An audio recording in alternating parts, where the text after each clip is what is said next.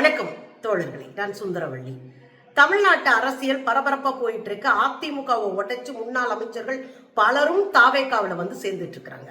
தாவேகா washing மெஷின்ல துவைச்சு கரைகளை நீக்கிற வேலையை விஜய் பார்த்துட்டு இருக்காரு. கனிமொழி அடிச்சு துவம்சம் பண்ணி இருக்கிறாங்க.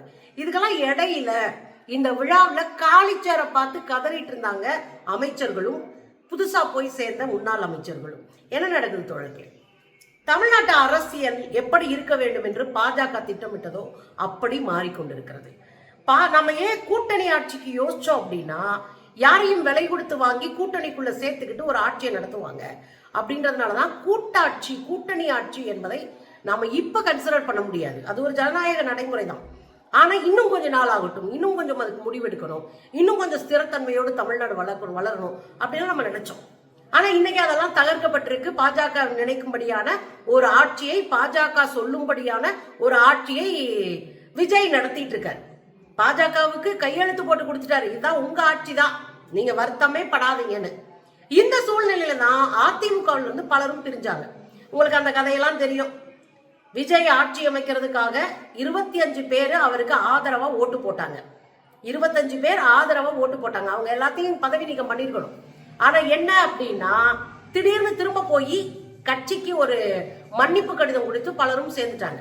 இப்போ ஒரு ஆளா விலகி வந்துட்டு இருக்கிறாங்க. முதல்ல 4 பேர் விலகி வந்தாங்க அதிமுக எம்எல்ஏக்கள். இப்ப 2 பேர், இன்னும் 4-5 பேர் வர ரெடியா இருக்காங்க. மொத்தமா ஒரு 10 பேருக்கு மேல அதிமுகவினுடைய நிர்வாகிகள், அமைச்சர்களாக இருந்தவங்க இங்க வந்து சேர்றாங்க. அதுல 2 முக்கியமான ஆளுங்க யார் அப்படின்னா, அதுல ஒருத்தர் விஜயபாஸ்கர், அவர் ஹெல்த் மினிஸ்டர். அவர் போய் இங்க சேர்றாரு. அவரோட எம்ஆர் விஜயபாஸ்கர் அப்படின்னு ஒருத்தர் சொல்றாங்க, போறாரு. இத பார்த்துட்டு தான் கனிமொழி ஒரு ட்வீட் போட்டாங்க. பாஜக ஒரு வாஷிங் மெஷின் வச்சிருந்துச்சு டெல்லியில.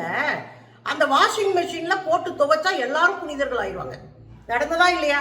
உதாரணத்துக்கு ஒண்ணு உங்களுக்கு சொல்றேனே, மகாராஷ்டிரால சிவசேனா கட்சியோட பாஜக கூட்டணி வச்சுச்சு.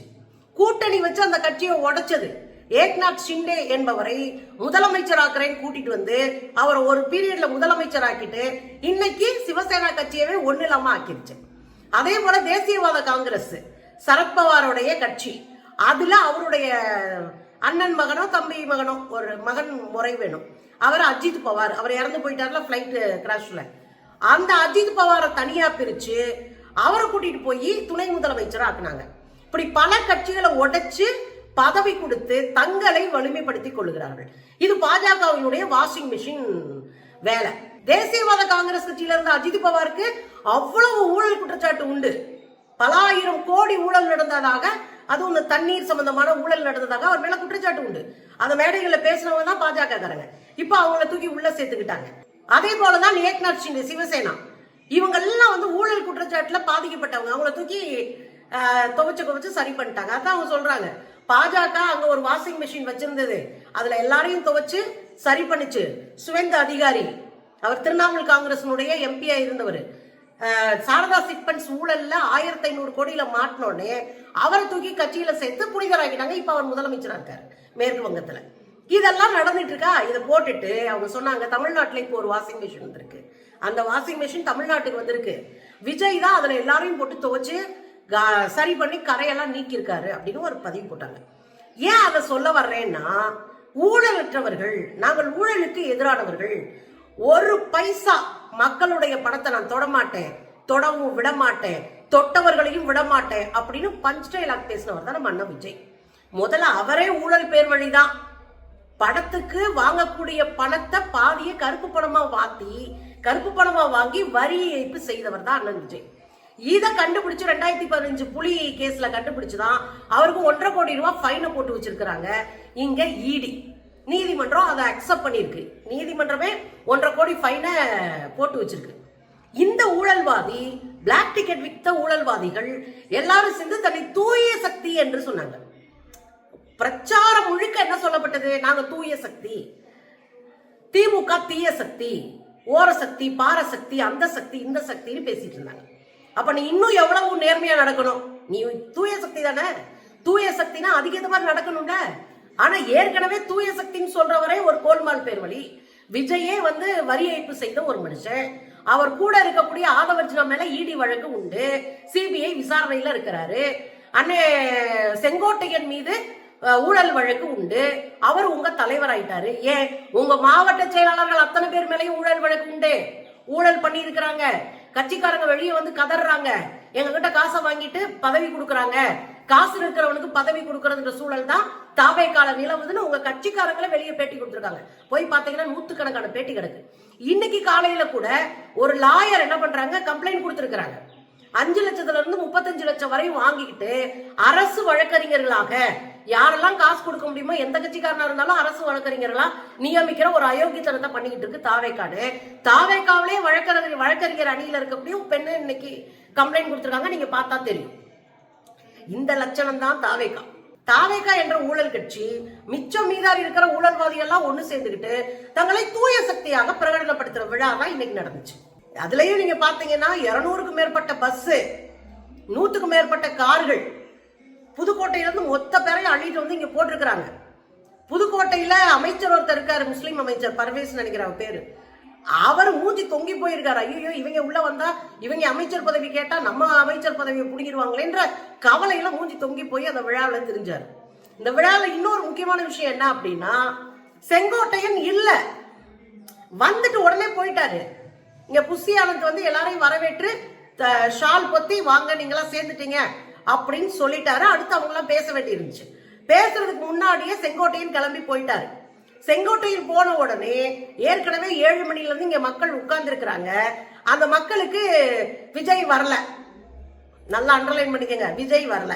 இவ்வளவு பெரிய வேறு கட்சியில இருந்து முன்னாள் அமைச்சர்கள் வந்து சேர்றாங்க. அப்ப அந்த மேடையில விஜய் இருந்திருக்கணும். ஆனா விஜய் வரல. ஏன்? ஏன்னா ஊழல்வாதிகளை நீங்க கட்சியில சேர்க்கிறீங்கன்னு விஜய் மேல ஒரு கேள்வி எழும். அதுல இருந்து விஜய் தன்னை காப்பாற்றிக் கொள்ள இங்க வரல. அது ஒரு நாடகம். சேரவே கூடாதுல்ல. நீ தூய சக்தியா இருந்தா எவனா இருந்தாலும் என் கூட வேண்டாம்டா அப்படின்னு சொல்லியிருக்கணும். ஆனா சொல்லல அண்ணன் விஜய். அவருக்கு என்ன அப்படின்னா, இந்த பழி என் மேல வர விழாம பாத்துக்குங்க, மத்தபடி அத்தனை பேரையும் சேர்த்து வாஷிங் மிஷின்ல போடுங்க அப்படின்ட்டு விஜய் இன்னைக்கு வரல. முக்கியமான முன்னாள் அமைச்சர்கள், பலமுறை அமைச்சராக இருந்தவங்க வர்ற இணையிற விழாவுக்கு விஜய் வரல. சோ அந்த கூட்டம் காலையில 7 மணில இருந்து 11 மணி 12 மணி வரை உட்கார்ந்து இருந்துட்டு சலிச்சு போய் வெளியேறிட்டாங்க. வெளியேறி போனவங்களை உள்ள திரும்ப விடல. அதுலயும் குறிப்பா அதிமுக காரர்களை உள்ளேயே விடல. அப்ப உள்ள இருக்கிற சேர் புறம் காலியாகி போச்சு ஒரு கட்டத்துல. ஏன்னா மக்கள் வெளியேற்றப்பட்டாங்க.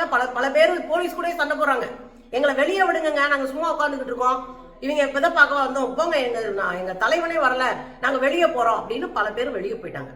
கடைசியில அரங்கமே காலியா கிடந்துச்சு. காலி சேரை வச்சுதான் இவங்களை இணைச்சிருக்காங்க. பாருங்க. தமிழக வெற்றி கழகத்துடைய அரசிற்கு ஆதரவு அளிக்க வேண்டும் என்று வலியுறுத்தினோம். அதையும் செவிமடுக்கவில்லை. ஆனால் இதை செவிமடுக்காத அந்த தலைமை தனிப்பட்ட ஒருவர் பாத்தீங்களா, பேசிட்டு இருக்கும் போதே எல்லாரும் வெளியேறிட்டாங்க. இன்னைக்கு நல்ல பிரியாணி நான்வெஜ் ஃபுட் வேற. அங்க ஒரு பெரிய கூட்டம் இருக்கு, அரங்கத்துக்குள்ள கூட்டம் இல்லை. இதுல முக்கியமான விஷயம் என்ன நம்ம பார்க்க வேண்டி இருக்கு அப்படின்னா, திமுகவை தீய சக்தி, மத்த எல்லாரும் ஊழல் சக்தின்னு சொல்லிட்டு இருந்த அண்ணன் ஊழலுக்காக கைது செய்யப்பட்ட முதல் A1 குற்றவாளி ஜெயலலிதா. A1 குற்றவாளி ஜெயலலிதா. குன்கா தீர்ப்பு உங்களுக்கு தெரியும். அவர் உயிரோட இருந்தா அவர் A1 உள்ள போய் 4-5 வருஷம் இருந்துட்டு வந்திருப்பாரு. அவர் இறந்ததுனால வழக்கில இருந்து விடுவிக்கப்பட்டார். அதுதான் உண்மை. அப்ப A1 குற்றவாளியாக இருக்கக்கூடிய அவர் கீழே பல கோடி ரூபாயை மோசடி செஞ்ச கும்பல இன்னைக்கு தன்னுடைய கட்சியில சேர்க்கிறார். உதாரணமா சொல்றேன், நம்ம விஜயபாஸ்கர் ஹெல்த் மினிஸ்டரா இருந்தவர், புதுக்கோட்டைக்காரர். இந்த ஹெல்த் மினிஸ்டரா இருக்கும்போது குட்கா வழக்குல முக்கியமான குற்றவாளியா அவர் மேல வழக்கு இருக்கு. குட்கா பொருள்னா என்ன, வாயில வைக்கிறது, இப்படி போதை பொருள் இருக்கு இல்லையா, கடைகள்ல பெட்டி கடைகளை கூட விற்கிறாங்க. இந்த பொருள்கள் தடை செய்யப்பட்டது தமிழ்நாட்டுல. இந்த தடை செய்யப்பட்ட பொருள்களை எல்லாம் விற்கிறதுக்கு MDM என்கிற ஒரு கம்பெனி கிட்ட மாசம் 14 லட்சம் எனக்கு நீ வந்து காசை கொடுத்துரு, நீ வித்துக்க அப்படின்னு ஒப்பந்தம் போட்டு மாட்டிக்கிட்டவர் தான் இந்த விஜயபாஸ்கர் ஹெல்த் மினிஸ்டர். இந்த விஜயபாஸ்கர் என்ன பண்ணாரு அப்படின்னா, அந்த MDM கம்பெனி இருக்குல்ல, அங்க ஒரு டைரி மாட்டுது. அந்த கம்பெனி ஓனருடைய வாக்குமூலமும் அதுதான். அந்த டைரியில யார் யார் பேரெல்லாம் இருக்குன்னு பார்த்தா அமைச்சர்களுடைய பல பேருடைய பேரும் கட்சி நிர்வாகிகள் பலருடைய பேரும், அதாவது அதிமுக காரங்க பேரு அந்த டைரியில இருந்துச்சு. அவரே வாக்குமூலமும் கொடுத்தாரு. மாசம் நான் 14 லட்சம் கொடுத்தேன், இப்படி பல கோடி ரூபாய் கொடுத்திருக்கேன் அப்படின்னு. இப்படி குட்கா ஊழல்ல சிக்கி சீரழிஞ்ச இந்த முன்னாள் ஹெல்த் மினிஸ்டர் விஜயபாஸ்கர் இப்ப கட்சியில சேர்றாரு. MR விஜயபாஸ்கர் யாருன்னா, அவர் இன்னும் பெரிய ஆளு. சேகர் ரெட்டின்னு ஒருத்தர் இருந்தாரு, ஞாபகம் இருக்குங்களா? ஒரு தலையை வழுக்கை அடிச்சு வச்சிருப்பாரு. பணம் மாற்றும் போது பல கோடி ரூபாய பணம் மாத்தி மாட்டினாரு. பணம் மதிப்பிழப்பின் போது அவர் தான். அவர்கிட்ட 84 கோடி ரூபாய் கைமாற்றிய வழக்குல சிக்கினவர் தான் இந்த MR விஜயபாஸ்கர். அது இல்லாம சட்டவிரோத கல்குவாரிகள், சட்டவிரோதமா கல்குவாரிகளை மெயின்டைன் பண்ணி அதுல பல கோடி ரூபாய் சம்பாரிச்சிருக்காரு. இது நம்ம சொல்லல, மோடியினுடைய அறிக்கை சொல்லுது, இடி அறிக்கை சொல்லுது.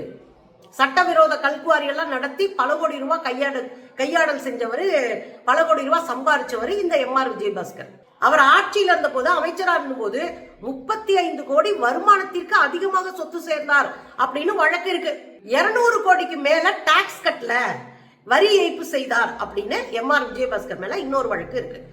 நீங்க MR விஜயபாஸ்கர் அவர்கள் அபிடவிட் கொடுத்திருப்பார்ல, தேர்தல்ல நிக்கும் போது, வேட்பாளர் நிக்கும் போது வேட்பாளர் படிவம் கொடுத்திருப்பார்ல, அதுல அவரே கொடுத்தது 14 பக்கத்துக்கு அவர் மேல இருக்கிற வழக்குகள். அதுல பெரும்பான்மை ஊழல் வழக்குகள்.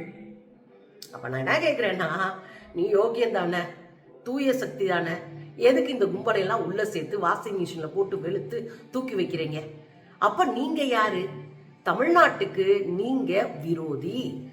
RSS பாஜக சங்க பரிவார் கும்பலினுடைய ஆட்சி நடத்துறதுக்கு இங்க ஏற்பாடு செஞ்சிருக்கீங்க. இன்னொரு விஷயத்த கூட நான் சேர்த்து சொல்றேன். செங்கோட்டையன் இவங்களோட சேர்றதுக்கு முன்னாடி கடைசியா பார்த்தது யாரு? உள்துறை அமைச்சரா இருக்கக்கூடிய அமித்ஷாவை தான் பார்த்துட்டு வந்தாரு. அப்ப கடைசியா அமித்ஷாட்ட ஆசீர்வாதம் வாங்கி சில ரூட்டை போட்டு சில அடிப்படையான சில வேலைகள் செய்யறதுக்கான எல்லா தெளிவான ஸ்கெட்சையும் போட்டுட்டு தான் உள்ள வந்து சேர்ந்தாரு யாரு? செங்கோட்டையன். 1200 இருக்கைகள் காலியா இருந்துச்சு. மேடையில இருக்கிற கூட்டம் கூட கீழே இல்ல.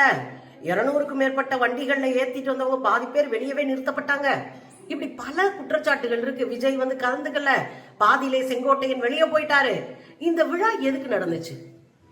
2 அமைச்சர்கள், முன்னாள் அமைச்சர்கள் வந்து சேர்றாங்க, எந்த மரியாதையும் இல்லாம அவங்க நடத்தப்படுறாங்க. இன்னும் சொல்ல போனா விஜயபாஸ்கர் உள்ள நுழைகிறாருங்க, அவரை பிடிச்சி தள்ளிக்கிட்டு இருக்கு இந்த கூட்டம்.